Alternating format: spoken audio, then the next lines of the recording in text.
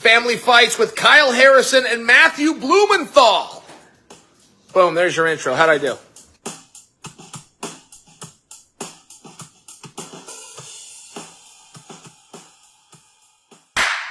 All right, thanks to our good friend Chael Sonnen for that intro. We are the Family Fights podcast. I'm Kyle Harrison. I'm here with my little cousin Matthew Blumenthal. What's up, guys? We are the Fighting Cousins, and we are here to talk to you guys everything MMA. Yes, sir. Myself, I'm mainly a Muay Thai fighter out in New Jersey, but working on getting into wrestling and jiu-jitsu. I train MMA out in Colorado, Elevation Fight Team. Let's go, baby. I'm 22 years old. I'm 17 years old, and weekly we're going to give you guys a podcast where we talk about upcoming stuff in the MMA world, previous fights, and looking forward to future cards. Yeah, we're going to put a little interesting spin on this. We ain't journalists. We're normal people like you guys. We like to talk shit. We like to look forward to stuff. We like to smoke weed. We like to party. And we like fights. So we're all going to have a good time. For this episode, very first episode, we figured we'd start off with a recap of everything that happened in 2021. And we put together a whole bunch of categories. We took some inspirations from our good friends over at the Dogger Pass podcast. So shout out to Paul Shag and Cody Saftik. We used a bunch of you guys' categories. And let's get it started. So we got our list here on the phone. We are starting off with Heem of the Year.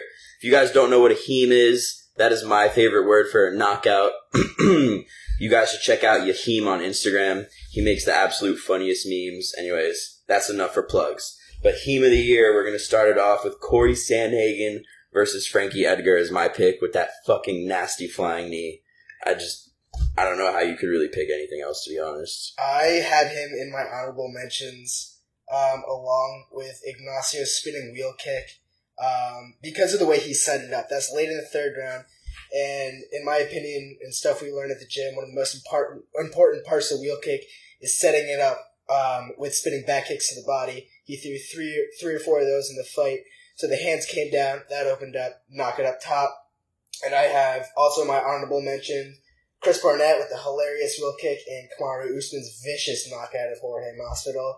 Really? I don't think that knockout should be even considered as the best. I mean, it was a stiff right cross. It's a right cross on a guy who we haven't seen get knocked out since 2008, and just all the shit talk that led up to that, and that huge fight on a great card.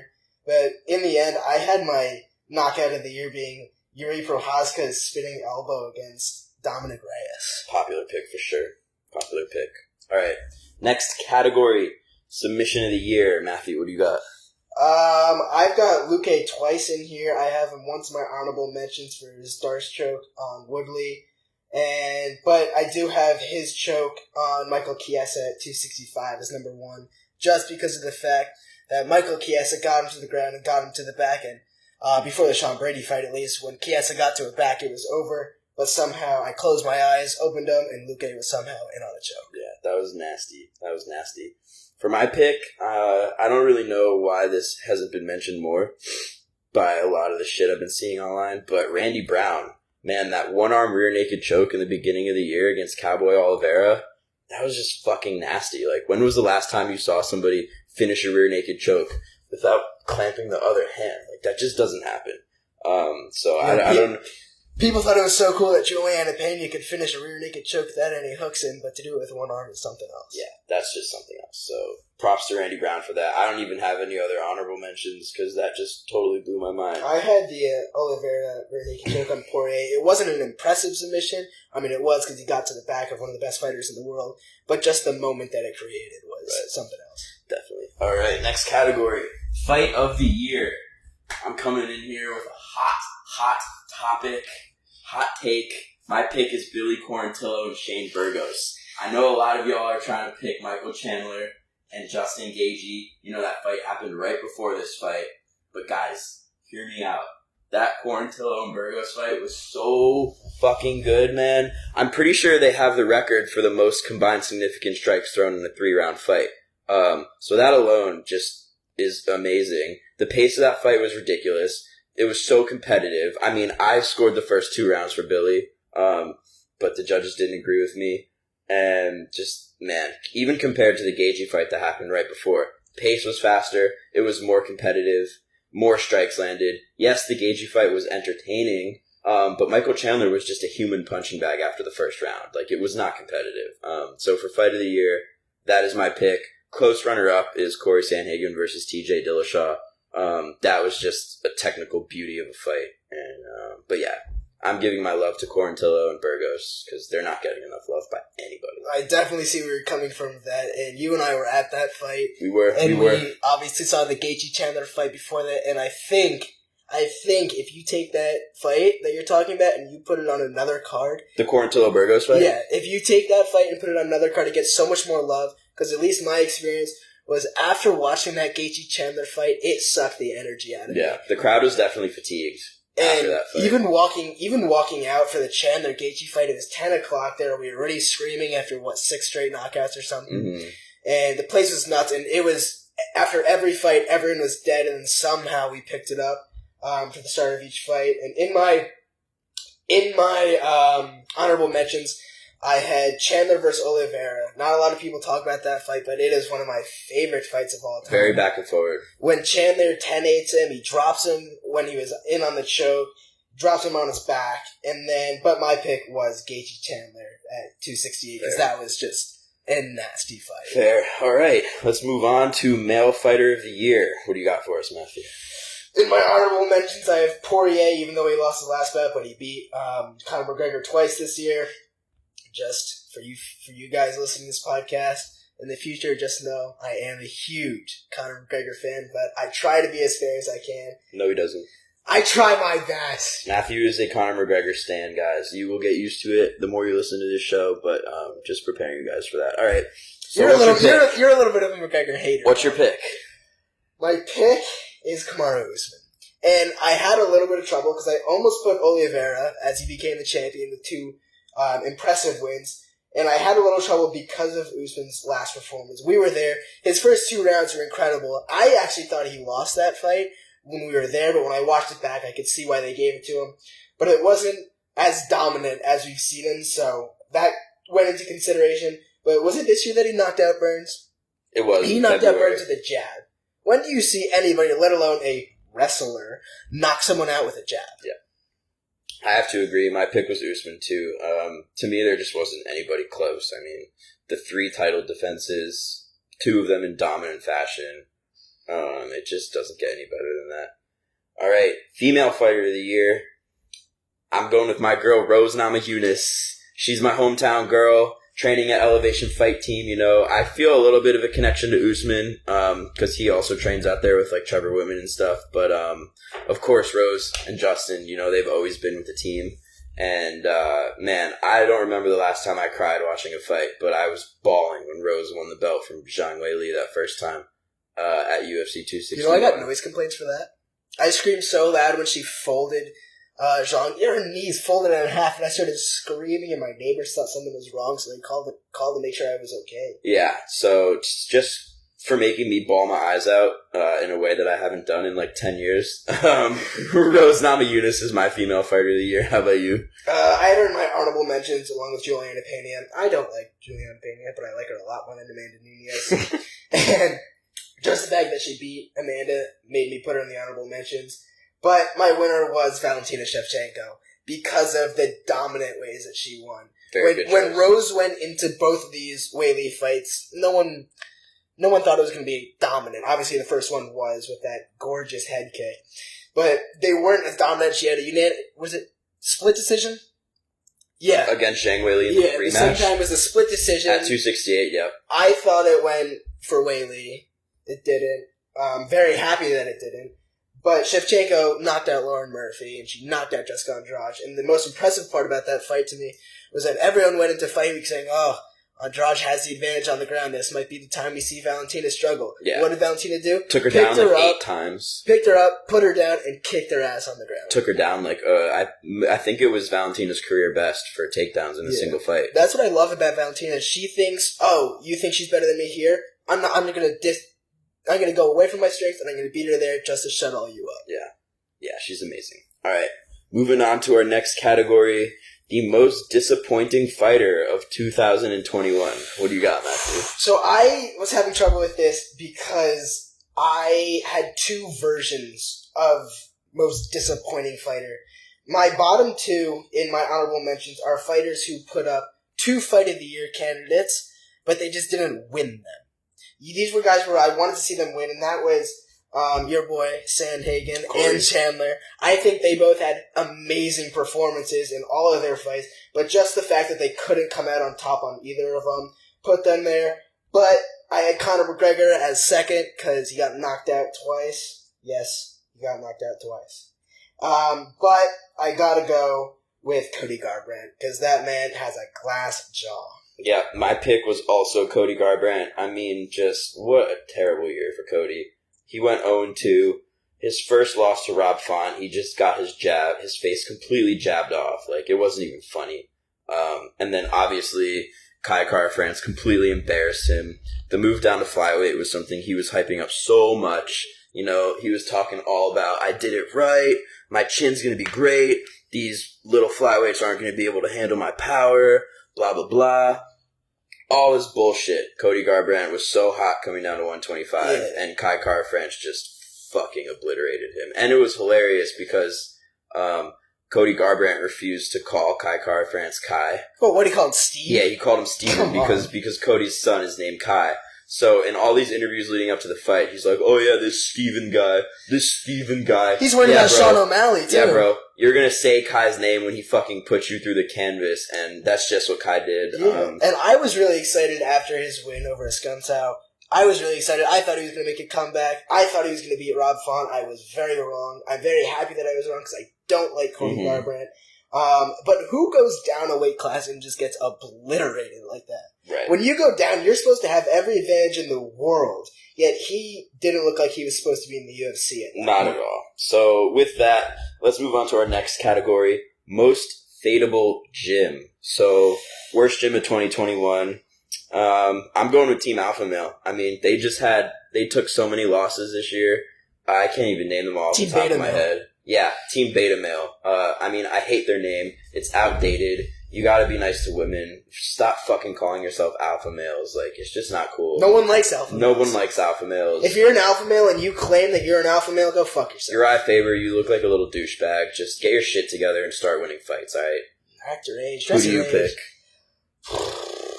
Yes, I'm a Connor fan. Yes, I like John Kavanagh. But yes, SBG Ireland was a shitty gym this year. Yep, you win or you learn, and yeah. John Kavanagh learned a lot this year. He learned a lot this year, and Johnny Walker is one ugly fuck. Mm-hmm. He's got a nice life, though. Look from that. Alright, let's move on to our next category. Moving from worst gym of the year to the best gym of the year. Matthew, what do you got for us? I got Elevation Fight Team. Yeah. They're so good. And I know there's 3 main guys under Whitman, but then if you really look at your guys' entire roster, you guys win fights relentlessly.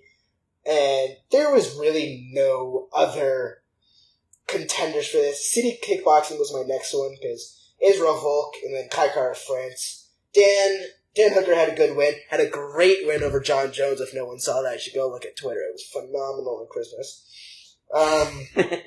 Brad Riddell's a good fighter. He needs to pick it up a little bit, but they had a good year, but Elevation Fight Team takes it for me. Cool. Yeah, I mean, for my pick, obviously, I'm not going to pick my own gym. I could, but I don't really want to do that. So I went with Extreme Couture out in Las Vegas. I've really been impressed with Eric Nixick. The game plans that his fighters bring into the octagon are usually very solid, and his cornering is very good. And they picked up a lot of dubs this year. Biggest one probably being Francis Ngannou winning that heavyweight title.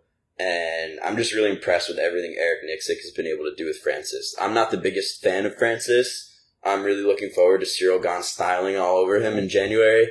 He'll style on him for 4 rounds until he gets hit with an uppercut. However, I'm very impressed with how patient he's become under Eric Nixick and how much better of an understanding he's gained of distance management in mixed martial arts. Not just Francis. Casey O'Neill on the female side is a standout out of Extreme Couture. You should take fights out of there. It didn't go her way last time, but her comeback fight was very impressive. Yes. So, And I think we forgot in worst gym of the year. Sorry to backtrack, but American Top Team, get your shit together. American Top Team and Sanford MMA both had so-so Yeah, years. Sanford. When your biggest storyline is Ian Gary, and I'm a huge Ian Gary fan, but man, I mean, Michael Chandler lost 2 fights. Vicente Luque did well.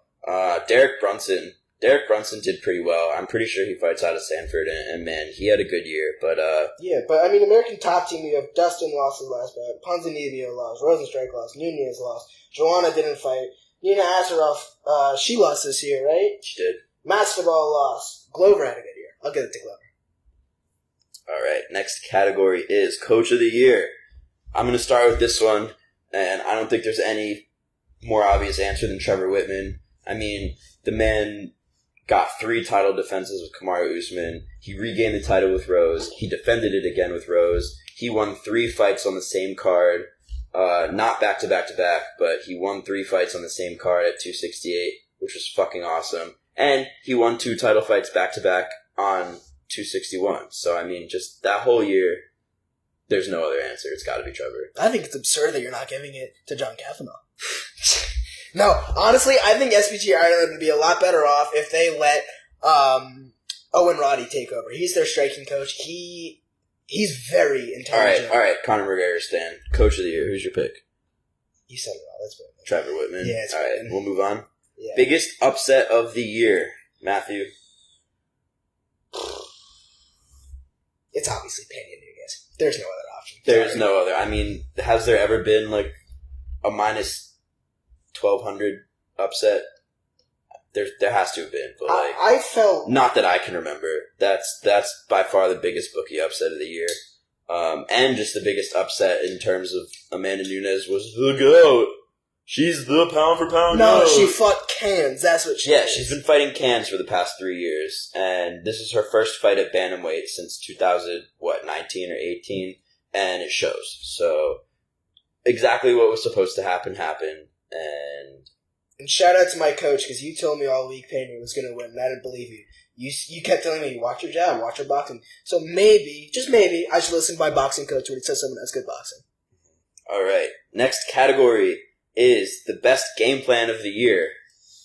Matthew, what do you got? I got Poirier in the first McGregor fight of the year, second in their trilogy. The leg kicks, I think he definitely knew McGregor was overlooking and preparing for boxing, knew he was going to be in that front leg heavy stance, and just obliterated that leg with those mean kicks that he's got. That man kicks like a bus. Yep, I agree with you. I think that's my number 1 pick too, but under honorable mentions, I have to shout out Bilal Muhammad for his recent victory against Wonderboy. I mean, But also man, screw him. Nobody sticks to their game plan quite like Bilal Muhammad. Let me tell you that. He should change his nickname to Remember the Game Plan. A lot of fighters, man, when they start fighting Wonderboy, that game plan goes out the window and they start chasing, and then Wonderboy has you in his game, but not Bilal Muhammad. I don't think anybody's ever beaten Wonderboy 30-26, but Bilal Muhammad did, and just for that, he gets my shout for best game plan of the year. You know what I was thinking last night? I would love to talk to someone who's fought Wonderboy and ask them if there's an aura to him. Because, you know, they all talk about the aura of McGregor back in his day. But I think there's an aura when you step... I don't care how old he is. I think when you step in the octagon with Stephen Wonderboy Thompson, you've got to be thinking, holy crap, that's Wonderboy. Best karate fighter in the history of the UFC. And Bilal Muhammad walked right through him. Yes. All right. So now we move on to the what the fuck were you thinking? Lowest fight IQ moment. I'm going to start us off here. I have 2. This fight drove me absolutely fucking crazy when I was watching it. I was screaming at the television, and my man Tim Elliott, when you fought Matus Nicolau, what the fuck were you thinking? That whole entire 3rd round, the fight was 1-1, and you just fucking stayed on your back. You didn't try to get up. You didn't try to fight him off of your back or anything. You closed your guard, and your IQ was piss poor. That just really pissed me off. I'm sorry for yelling at you, Tim Elliott. I mean, mad props to you. If I was in your situation, I don't know what I would do, but just like watching as a spectator, man, the whole time I was thinking, what the fuck are you thinking? And then, this isn't a fight IQ moment, but just his entire career, what the fuck are you thinking, man? Is Kevin Holland taking short notice fights against wrestlers? Like, I get the short notice grind, and I get you got to make your money, but why are you fighting guys like Marvin Vettori and Derek Brunson on short notice when you absolutely know that you can't get up from underneath them and you're going to take these losses? Like, Nothing it just doesn't make sense. He doesn't even try. Right. Well, you got to wonder why he's not trying, because he can't get up. And then another honorable mention for Kevin Holland is when he heamed himself with a headbutt against Kyle Dawkins. Like, what were you thinking? Anyways, go ahead, Matthew. Yeah, this is another one of the categories where I had some inside the octagon, some outside the octagon. With my outside the octagon, actually, you mentioned both of mine. Mine were both Kevin Holland taking short notice fights against wrestlers. But inside the octagon, I have an honorable mention of Derek Lewis. Derek, love you. I understand you had a lot of pressure, but eight strikes in a title fight in your own home city? That was low as I keep. Against Cyril Gahn. Yeah. And that was so much of a what the fuck moment that I was standing at my TV saying, what the fuck? Second, McGregor taking Dustin to the mat. I heard Kavanaugh talking that he wanted that guillotine to be standing. They work standing guillotines. But McGregor failed. He could easily just push him off, got reset. But he tried to take it to the ground and finish it there. Easy enough for Poirier to slip out of that and break his face and batter him for the entire round. Yeah. Cool. All right, moving on. We have the best referee of 2021. I'm going to start this one off. My pick is Jason Herzog. Just for the fact that the man takes no bullshit. I know they call Keith Peterson no nonsense, but man, Jason Herzog is the only guy that I consistently see taking points for fence grabs, taking points for low blows, stopping the fight to reset the position because a fence grab prevented a takedown. None of the other refs do that.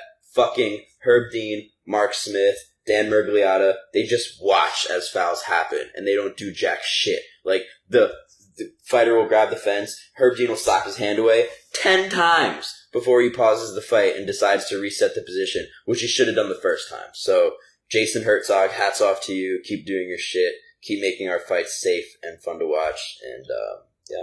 Yeah, I had Herzog as well. I also had Keith Peterson in my honorable mentions. I know this wasn't 2021, but his Dominic Cruz style, but he didn't let it affect him. He kept going. I think the next weekend it might have affected him a little bit, and I didn't like him after that, but after watching some more of the fights that he referees, he does a very good job of stopping it when he needs to. He does a very good job of controlling his fighters, but Herzog was my referee of the year. And also, another thing about Herzog is when he does have a bad stoppage, he doesn't hide from it. He goes out, raises his hand, and said, listen, my bad. I'm going to work on being better. He'll apologize to the fighter. He'll apologize to everyone and say, my bad, I'm going to keep going. And that's what we need. Not just in MMA, yes, but in the world. You got to be able to raise your hand and say, I fucked up. I'm going to keep working. We need accountability for these referees big time. Something needs to be done in the UFC, in my opinion. Herb Dean. All right, Herb Dean just sits there. Before we talk about Herb Dean, let's move on to our next category of worst referee. We're going to say this one together because I know we chose the same guy. Are you ready? Yeah. 1, 2, 3. Herb Dean. Herb, you were the fucking worst, okay? I'm going to speak directly to you right now, heart to heart, man to man. Kyle Harrison to Herb Dean. I hate you, Herb Dean. Get your shit together. I don't know why you're teaching people how to referee when you can't even stop a fight yourself. Let's just go over everything you've done this year. You let Curtis Blades fucking die. Derek Lewis even said that's Herb Dean's fault. You let Masvidal fucking die. He was out cold before he hit the ground. And Usman landed, 3 or 4 more shots on his chin? You let Rothwell fucking die, and then you didn't stop the fight. You let Marcus Rogerio, whatever his fucking name is, keep fighting. The dude had to stop the fight himself. Have you ever seen a fighter stop the fight himself? It takes so much for them to do that. If you're a fighter, you wave it off, that's something else. Yeah, and then Herb Dean came in and was like, I guess I'll stop the fight now. Kai Kara France, he fucking clobbered Rogerio Bontorin.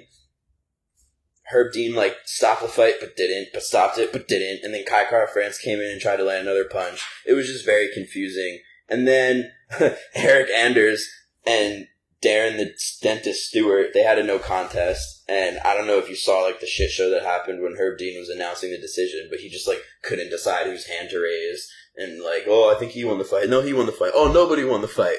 Fuck it. It's what are you thinking, Herb? You are the worst of all time. You are not even the worst of this year. You are the worst of all time. I hope you know. Something people forget is, was he the ref for the Volkanovski-Ortega fight? Yeah. Oh, he was the ref for the Volkanovski-Ortega fight. Hey, Brian, how many hands am I holding up? Brian, I don't know. 2, 1. Oh, yeah, he's okay. Dude, there's a rule in the rule books that if your coach reaches down and pulls you off the mat, you lost the fight. You have to get up yourself. Herb Dean watches Ortega get pulled up by his coaches, lets it go. Then goes, hey, how many fingers am I holding up? Fucking Ortega goes, purple. And he goes, go ahead. And it's just that he just watches. He doesn't care. And he runs with his arms straight like care. that. And I know a lot of you are going to be, oh, what about that other guy that, I don't even know how to pronounce it, Kiselev guy. The Russian guy. He had one bad fight. It might have been the worst. And it was in Abu Dhabi where there's no commission, so let's be real. It might have been the worst refereed fight of all time, but it was once. If you do something once, you can't be the worst of the year. Herb Dean had about 30 or 40 terrible fights. Not only is Herb Dean the worst of the year, I've said it before and I'll say it again, Herb Dean is the worst of all time. The fucking Askren-Lawler stoppage. Askren wasn't even close to choking out Robbie Lawler. Robbie Lawler wasn't even close to tapping. The dude was just relaxing to get out of the choke. Herb Dean thought Robbie Lawler was out, stopped the fight. Robbie Lawler immediately gets up and is like, what the fuck? And you see Herb Dean go up to him, hug him, and apologize. It just blows my mind. Do you happen to remember who was the referee for O'Malley versus Almeida? You mean Chris Matinho? No, against Almeida. I don't remember. Because whoever the referee was that, Almeida gets knocked down on the third down, clearly out of it, and the referee basically pointed at Sugar and asked him to punch him one more time. That was terrible. I didn't have a problem with the Matinho stoppage. He was getting his face broken. Yeah, I mean, O'Malley was starting an onslaught that would have landed like, and there was no 20 chance O'Malley punches was losing. Right. I mean, just some of Herb Dean's other questionable stoppages through history that I wrote down. I mean, Weidman, Brockhold. There's absolutely no need for Chris Weidman to take all that damage on the ground. That fight should have been stopped.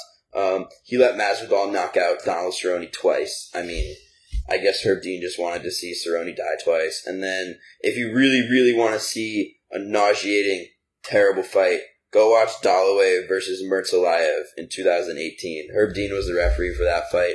And man, that makes me queasy. I'm a fight fan. I love violence, but I get queasy watching that fight. It's just not what you want to see in the UFC. It's not what you want to see in our sport. So Herb Dean, and he never takes please accountability. fuck off, Herb Dean. Please fuck off. All right, we got to move on before I get too mad. Moving on. Best bet of the year. This is the bet that made us the most money throughout the year. Maybe it didn't make you the most money, but maybe it's a bet that you're super proud of. Someone that nobody thought was going to win, but you knew was going to happen, and so you capitalized on it. Matthew, what is that for you? I'm 17. I can't have a betting account. But the one bet that I was so sure on, so very sure on, was there's two of them, the Shevchenko knockout against Lauren Murphy. That made me money. And this is a bet that I told everyone in my school to take. Everyone at school, if you're listening to this, I love you. You guys are all casuals. Listen to me. Listen to me. Listen to me. I said that Poirier was going to get subbed in the second or the third round, and he did. Listen to me. Yep. My bet of the year, I'm going to go with two. The bet that made me the most money this year was a parlay that I made on UFC 261. It was a four-legger. It was Uriah Hall by TKO, Valentina Shevchenko by TKO, Rose Namajunas by TKO, and Kamaru Usman by TKO. That parlay made me bank.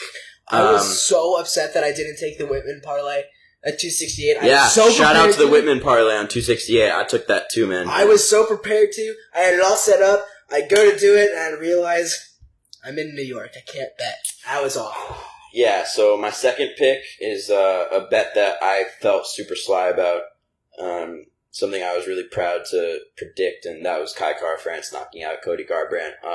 I was just so absolutely certain it was going to happen that I went big on it, and thank you, Kai Kara-France, for bringing me the dough. Also, shout out to Chris Curtis. Big underdog in both of your fights. I cashed tickets on you both times. My man, I love you, Chris Curtis. When we were on our way to 268 on the train, he talked about you for about 20 minutes about how you were going to win that fight. I did. And you started at that fight a little slow, but goddamn it, you got some power. And before we move on to the state of Texas, I'm moving down there next year. Please, please, please open up sports betting. All right. Now, we talked about the best bet.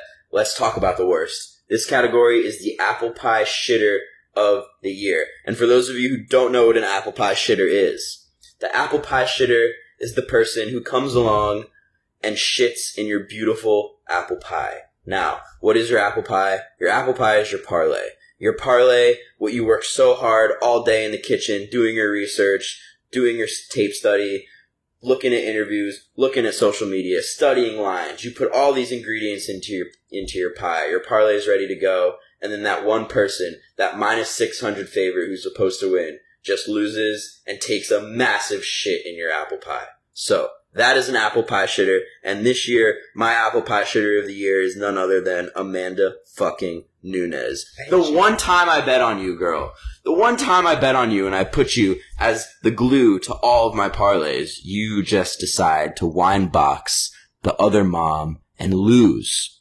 Why would you do that? Fuck you, Amanda Nunes. Fuck you. You're my apple pie shitter of the year. You were number one on my list too, but I didn't actually bet that night, so I gotta go with... Who do I go with? Costa versus Vettori. I think Vettori is a better fighter. I'm happy he won, but I thought with all the weight issues and Vettori having to go through the weight cutting process and Costa not even trying, I thought he was going to knock him out. He didn't. That was a bad read. Bad read, bro.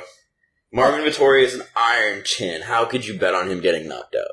Marvin Vettori's head is literally a cinder block. That's fair. I had a knockout and a money line. I lost both. And before That's not an apple pie shitter, let's be clear. Because Paulo Costa, I'm pretty sure, was the underdog, wasn't he? He was, but I thought with all the weight cutting issues, and because I don't bet enough, that is the one I had to choose. Fair. There's other ones that I could have, but before we move on, if a 17-year-old has to tell you to bet responsibly and bet only the money you have, you're an idiot. Bet responsibly. Absolutely. Bet responsibly. If your bets make you sad, you've gone too far. If you lose a bet and then you're actually depressed after, that means you bet too much money. That means you're not having fun. Betting's all about having fun. Anyways, no more lectures from your mom and dad here. Let's move on. Next category, biggest storyline of the year. I'm going to start us off with the return of the Diaz brothers. I love this storyline. It was super hyped. I mean, when Nate Diaz came back to fight Leon Edwards, that was just so exciting. And then when Nick Diaz came out and said he was going to fight Robbie Lawler, man, that was exciting. But honestly, Nick Diaz should have been in my honorable mentions for most disappointing fighter because all of the hype that went into that fight and the fact that he just sat down in the middle of that fight to the leg kicks. Like, leg kicks hurt. If y'all have never been hit by leg kicks before, they fucking hurt. It's probably the most painful spot on your body to get kicked besides your liver. Would be like this part of your leg or your calf. Just like Swelling's got nowhere to go. 3 or 4 bad ones and you can't walk. But still, like, bro, Nick Diaz, you're a UFC fighter, bro. Take your leg kicks. I thought it was a terrible idea for him to come back. I love the Diaz brothers. I love them. But I don't at the same time because everyone assumes, all the casuals think they're actually good. They're not. And I remember one of my friends, Alex, what's up? He's getting very into UFC, and they posted a video of Nick Diaz shadowboxing under the camera, and he texted me the video and said, who the fuck is this, and why are they in the UFC? And I went, bro, that's Nick Diaz. That video of Nick Diaz shadowboxing during fight week was just terrible. Yeah, and I was like, that's Nick Diaz, and he was like, there's no fucking way that's Nick Diaz. I went, yep, everyone bet on Nick Diaz, and I said, you're all wrong, Robbie Lawler's a killer. Let me guess your pick for biggest storyline. McGregor-Poirier trilogy. That was my honorable mention. Whoa! But we've talked about this a lot this podcast. McGregor, please get your shit together. I love you. Please get your shit together. But my most disappointing fighter was Cody Garbrandt because I think it's better for the UFC when Garbrandt and McGregor are doing well because they're big names who can talk. But Garbrandt, you sucked. Hated to see it. Also loved to see it. We're talking about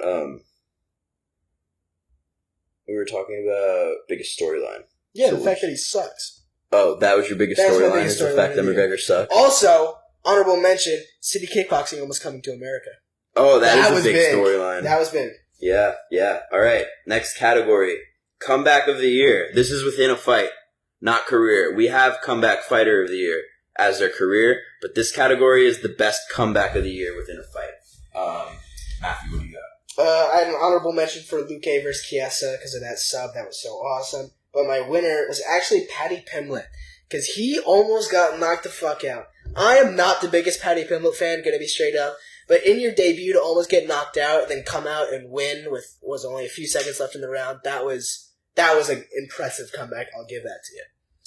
My pick is going to Merab Devishvili for his crazy comeback against Marlon Moraes. I mean, Merab was 10-7 in the first round. That dude had no idea where he was. He was running all around the octagon like a chicken with his head cut off, and Merab was clobbering him. And I don't know what he did on that stool in between rounds, but Merab's gas tank went... No. Marlon's gas tank went... My bad, guys. Marlon's gas tank went...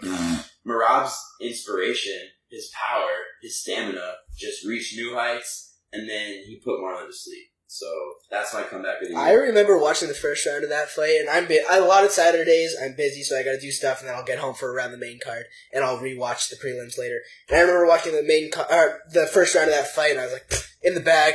And a few minutes later, I look back on Instagram, his hands raised, and I was like, holy shit, what happened there? Yeah, it was awesome. It was awesome. Next category is the comeback fighter of the year. This is dealing with careers. Who's somebody that came into 2021 maybe off a couple losses, maybe looking like they're about to get cut, and then just puts it together. Great year. What do you got? I had an honorable mention for Anthony Smith, but my biggest honorable mention was Jose Aldo, because everyone counted him out after he dropped down to bantamweight, and then he lost to Peter Yan, and we all thought, he's over, maybe he'll have a send-off fight where he wins, and he's done. But holy shit, did he have a 2021, and now he's right back in the title shot, hopefully. I like it. My pick was Gerald Meerschaert, GM3, the Jiu-Jitsu ace. He had 3 submission wins in 2021 after getting slept twice in 2020, once by Hamzat in 17 seconds. After that, I'm pretty sure everybody was counting him out. Not only did GM3 have 3 submission wins in 2021, but he also had the second biggest bookie upset of the year behind Juliana Pena. So just for that, Gerald Meerschaert, comeback fighter of the year for sure. Because Aldo was my honorable mention. My winner was Derek Brunson. Blonde man. He had a good year. Blonde Brunson, he also had a great year. I don't like him, but he had a good year. Yeah. All right, moving on. Breakout fighter of the year, Matthew.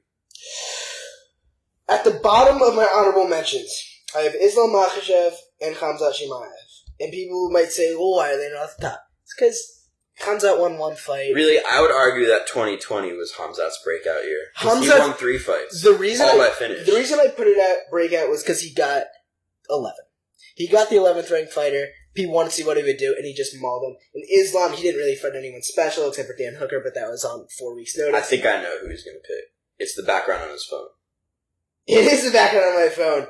It's Tai Tuivasa. That man had 3 losses. Everyone thought he was done. He comes back. My phone's over there. And he just knocks the fuck out of people. And we were there at 264. We were there when he slept Greg Hardy. I was sitting cage side, and that happened right in front of me. He was awesome. Wobbled. He was wobbled. I went, oh no, the wife beater's going to win. And then just a vicious hook, set him down, got on the cage, did a shoey, and then his last fight at 269, I was watching it on the TV. He won. I went crazy in front of my girlfriend and her parents. I did a shoey. Regretted it, but it's whatever. I've never done a shoey, and I don't. Dude, it's awesome. I don't think you'll ever get me to. Maybe we'll make a shoey bet on the podcast one day. We have a shoey daddy at school. I can't say his name because he's pretty high profile athlete in the college world.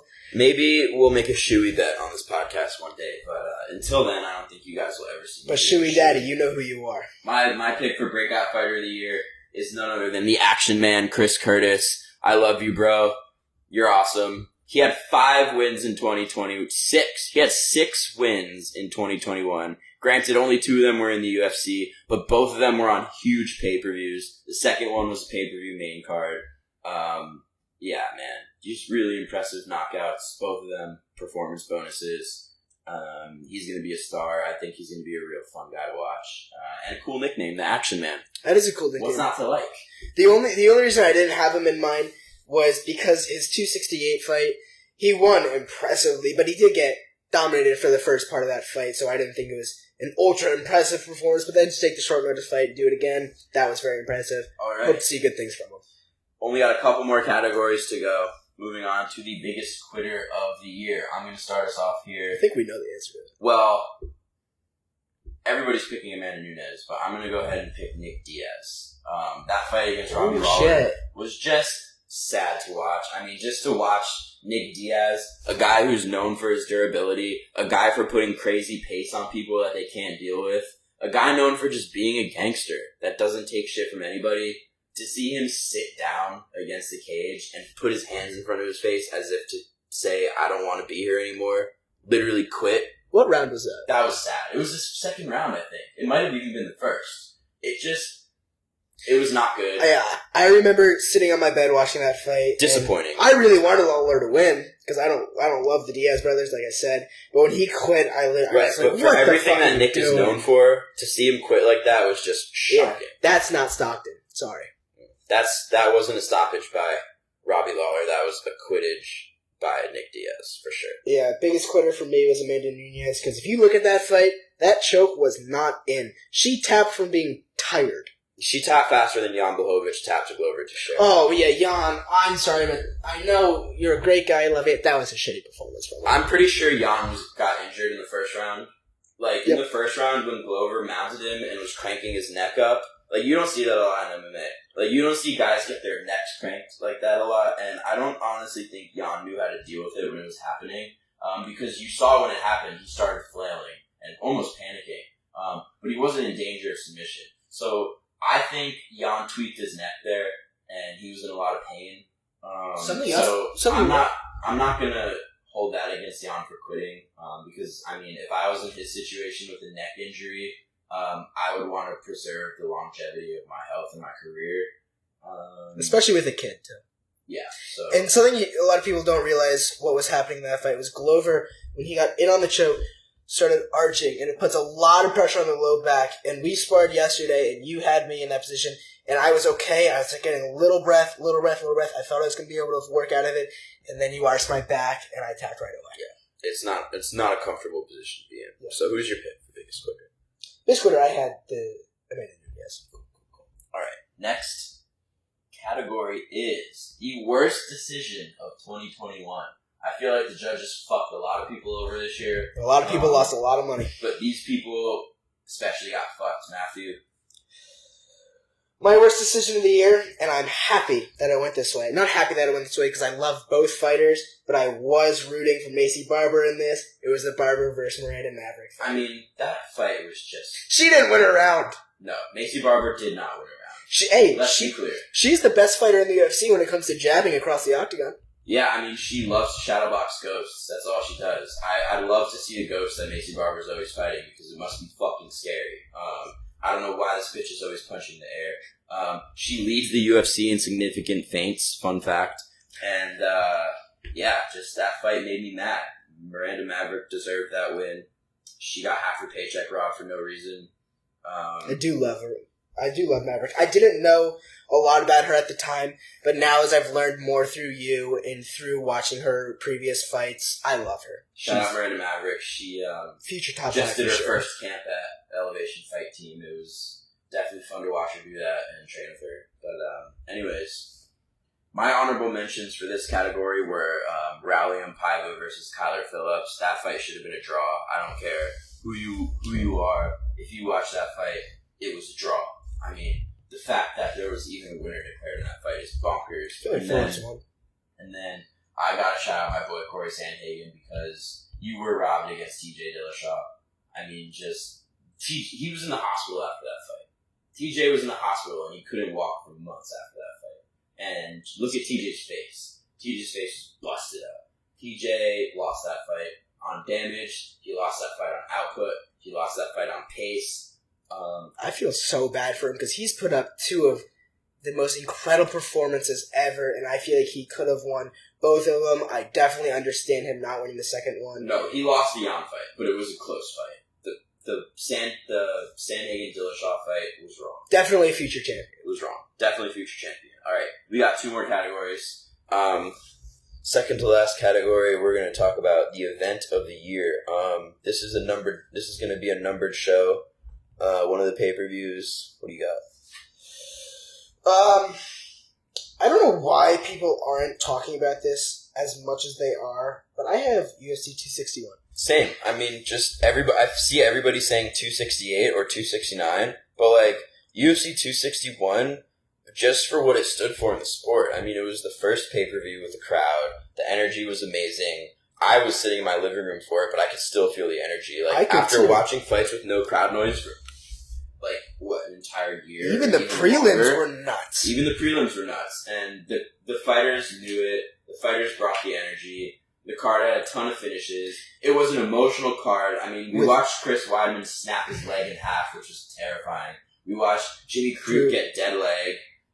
That was crazy. The main card, I'm pretty sure, ended in all finishes. We watched Jorge Masvidal get knocked out for the very first time. We watched Rose Namajunas regain her belt, become the first woman in UFC. I think that might be the best women's head kick I've ever seen, other than the Shevchenko one. She became the first woman in UFC history to regain a championship belt after losing it, and the emotions that night brought, I don't think any card of the year could compete. Even disregarding the emotions that the card brought. If you want to just look at the fights, I still think UFC 261 was the best card of the year. With the finishes and just how dramatic all the finishes were. 261. 261. Alright, last category. We are going to predict all of the champions at this time next year, at the end of 2022. Who are going to be the champions? You want to go weight class by weight class, or do you want to go read your whole list? Let's go 1-1. Go 1-1-1-1? Alright, you start. So, strawweight, I think it's still going to be Rose. I think she's going to retain her title. I agree with you. I don't see anyone in that division who can beat her. I think Wei Li has the best shot, but obviously she's not going to get a fourth fight right away. Or was it a third fight? Yeah, Wei Li's not getting a third fight. She's not getting a third fight right away. My bad. She's got to win a few fights, and I think she will. Yeah, Carlos Barnes is definitely getting the next shot at Rose. That's not a question, but Rose is going to walk through her. Anyways, moving on to women's flyweight. Come on. The GOAT. The number one pound for pound. Our girl, Valentina the Bullet Shevchenko. She's going to be your flyweight queen. She's also going to be your bantamweight queen. That's right. That's right. She's going to be the next double champ. And she's going to be You heard it here first. She's going to be the first real double champ in the women's division. Because I'm sorry, Amanda, being the champ in a division with two other fighters, get the fuck out of here. That division was created for you, and you've been defending your belt against cans. Megan Anderson, absolute can. Cyborg, on her way out, can only beat Bellator girls. Jeraine Durandamine, can. All of these cans. Cans. And when we met Valentina, we told her that she was going to win. We did. We told her she was going to win. We told her that she was going to be pound for pound. And I had a nice long conversation with her about how much I hate Amanda Nunes. And let's just say she agrees. Yep. All right. Featherweight, Nunes, I guess, because there's nobody else in that division. Dana White's going to keep that belt just to give Amanda Nunes a belt, especially since she just lost her other real belt. She lost her own real belt. So, yeah. I think it's either going to be that, or I can see by the tone of Amanda Nunes and how she promotes herself, doesn't promote herself at all, but with her kid as well, I could see her retiring and them just wiping that division clean, and there won't be that division by the end of next year. Sad. I feel like the women need more divisions. Or they're going to keep that division for Kayla Harrison and make her the next fake fighter like Amanda Nunes. Okay, men's flyweight. Who do you got? I got my man, Brandon Moreno. I had a lot of trouble with this. I was looking at Askarov, don't think he's going to get it done. Kai Kara-France, don't think he can get it done. Obviously, Figueiredo, I don't think he can get it done. Brandon Moreno is extremely underrated and extremely talented. Yeah, Brandon Moreno is my pick as well. He's very well-rounded. He's hungry. He's young. He's constantly improving. And he's a star, man. I love the guy. He's an absolute star. He knows how to market himself. He's great on the broadcasts. He's great at press conferences. I mean, look at his last press conference with Nate Diaz. People were almost cheering for Brandon Moreno louder than they were cheering for Nate Diaz. And Nate Diaz probably gets the most love in the UFC out of anybody. He was extremely kind to us when we met him. The one thing he can learn to do, learn to smile. It's a little rough. Man, he's got the best smile in the UFC. That guy is constantly smiling. Dude, that man is awesome. I think he's going to hold his belt for a while. I think the UFC loves him as champion. He speaks English, so he appeals to the American market, and obviously the Mexican market fucking loves him. So yeah, he's a guy who's going to be around for a while. Bantamweight, I'm going with Petr Yan, man. I just do not see anybody in that division being able to compete with him. His boxing is so crisp, and when he gets it to the ground, man, he can hang. I don't think anybody's going to be able to beat this guy for a while. Definitely not in 2022. I definitely also have Jan. I think Sterling is better than people give him credit for, but I don't think he's at Jan's level. Agreed.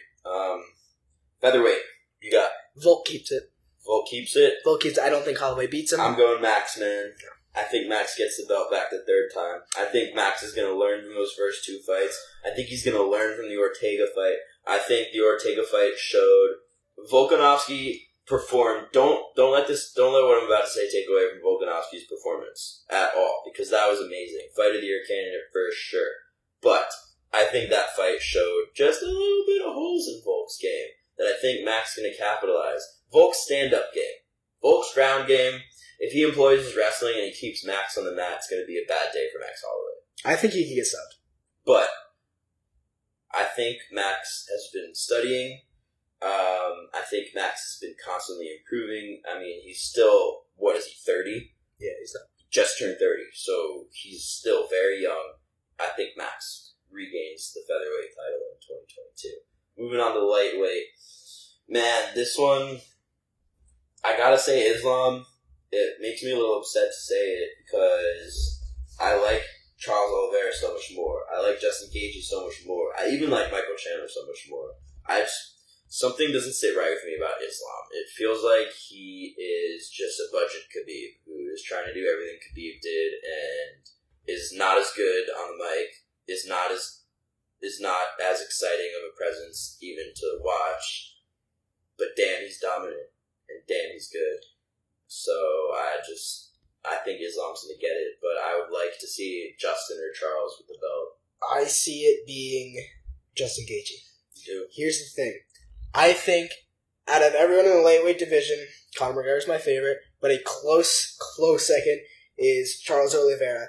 I think that Oliveira beats Islam, but Gaethje beats Oliveira, and I don't think that Islam is ready for what's coming for him. I think he hasn't fought anyone with any real experience other than Dan Hooker, but at short notice, and let's be honest, Dan Hooker is not good on the ground.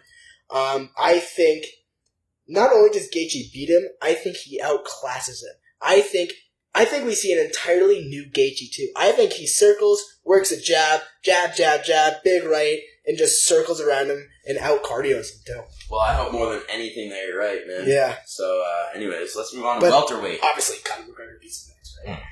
Welterweight. Who you got, Matthew? I'm going to preface this. I think Usman retires. I do. You know him. You see him around the gym. You know a lot more than I do. I think he retires. The way guys talk about their family means a lot to me. And Usman leaving his family for 9-10 weeks at a time, I don't think he can keep doing that. And he mentions over and over again how much it bothers him to do that. Yeah. And with that, I see Hamza winning. I see him winning a vacant title, and I think it might be on purpose because I would not be surprised if Dana White wanted to keep the legacy of Usman and Hamza separated. I don't think he wants Usman to fight Hamza. I agree. Not because he doesn't think he can win, but God forbid he loses to Hamza. I think everyone tarnishes Usman's legacy, which he does not deserve.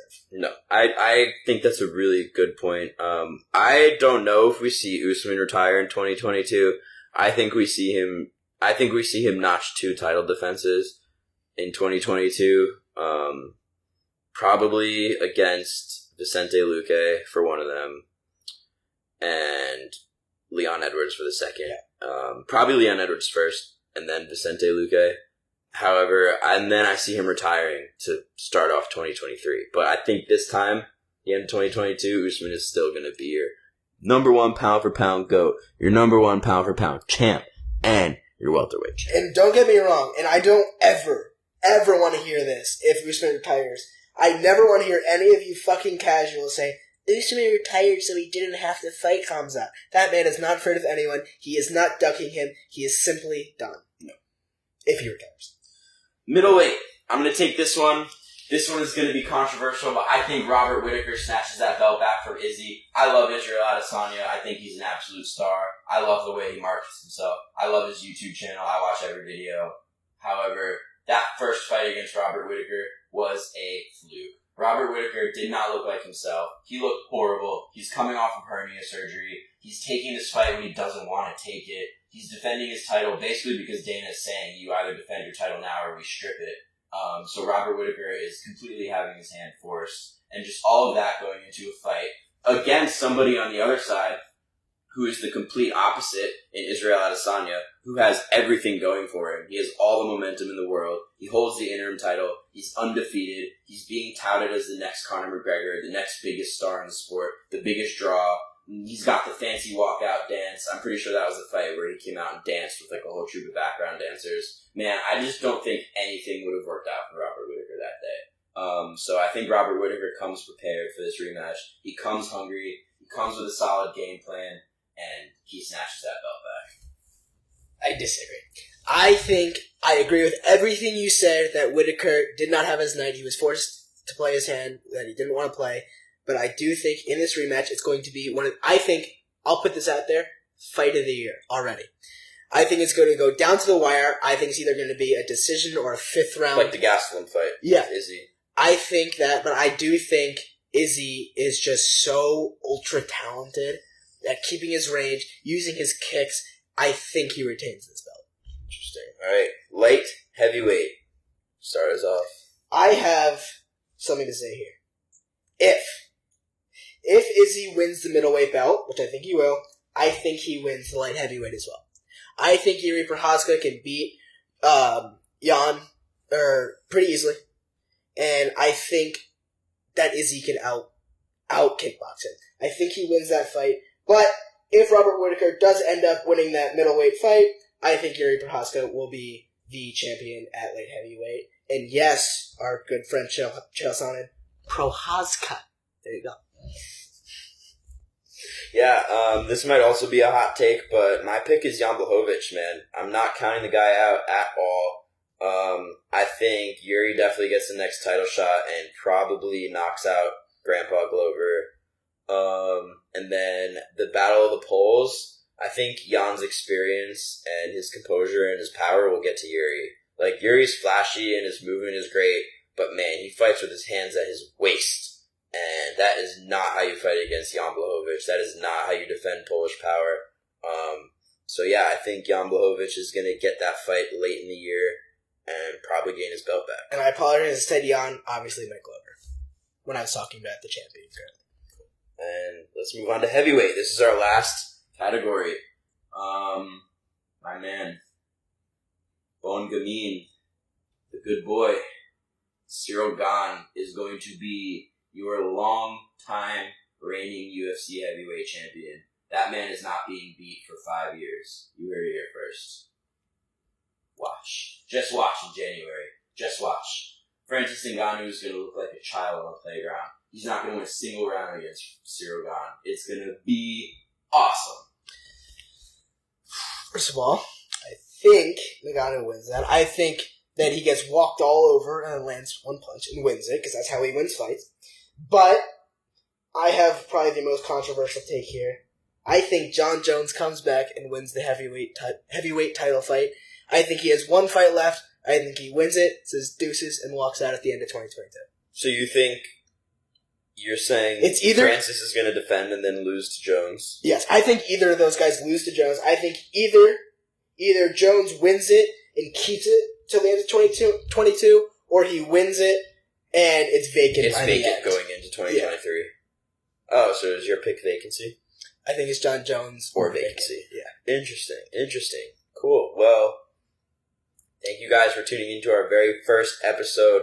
This has been Family Fights, our 2021 recap. You could call it an award show, I guess. We don't have any awards to give out. We just wanted to talk shit, tell you guys what we thought of this year and our amazing sport that we love, full of violence, full of emotion, full of fun. We make money, we lose money, we scream, we cry, we love, we watch fights. That's what we do. We'll be back next week. Don't care that the UFC won't be. We'll be here. Yep, there's always something to talk about. Yep, always something to talk about, right, Chael? All right? Have a great day, guys. Thank you for listening. Deuces. Family fights. Let's do it. The Family Fights podcast will be releasing every Monday and every Thursday. In the episodes, we will look back at the most recent card, give updates and opinions on the UFC and other MMA news, as well as matchmake and tell you what to look forward to in the next card. Our Instagram and Twitter are The Family Fights Pod, and you can reach out via email at familyfightspodcast@gmail.com. Have a good day, everyone.